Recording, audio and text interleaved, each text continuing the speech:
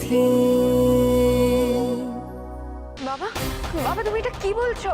বাবা, বাবা আমার মনে হচ্ছে কোথাও একটা ভুল হচ্ছে। তুমি তোমার অসুস্থতার কারণে এরকম একটা ভুল সিদ্ধান্ত তুমি। না আকাশ, আমি একদম ঠিক আছি, আমার মাথাও ঠিকই চলছে। বাবা এটা আপনি কি বলছেন? আমি কিচ্ছু বুঝতে পারছি না। দেখো তুমি বন্নিকে কিছু দিতে চাইলে আমাদের কোনো আপত্তি নেই, তাই বলে তুমি থাকতে। হ্যাঁ হ্যাঁ দেবী, আমি থাকতেই এই সমস্ত আমি বন্যের হাতে তুলে দিতে চাই। স্যার বলছিলাম যে আর একবার একটু ভেবে দেখুন না, আপনি কি কারোর ভয়ে? না, আমি স্বেচ্ছায় এই সিদ্ধান্ত নিয়েছি।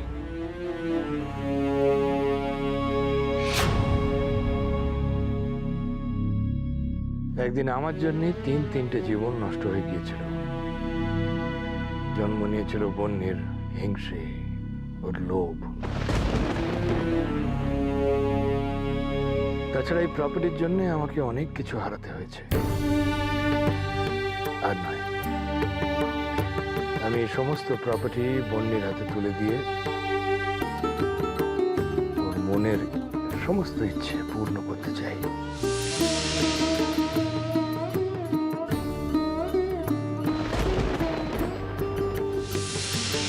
বাবা তুমি আরেকবার। এটাই আমার শেষ সিদ্ধান্ত আকাশ। তাছাড়া তোমরাই তো বন্যিকে এ বাড়ির বউ বলে মেনে নিয়েছো, তাহলে এখন এত আপত্তি কিসের? কর্মের ফল ভোগ করো। একদিন তোমাদের সবাইকে বুঝতে হবে যে কত বড় ভুল তোমরা করেছো।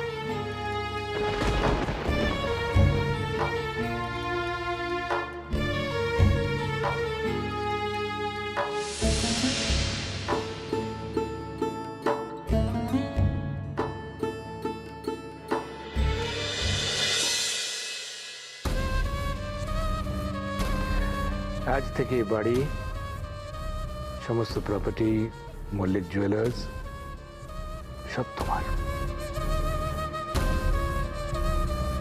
তুমি জিতে গেছো বন্নি, আর আমি রুদ্রশেখর মল্লিক হেরে গেছি।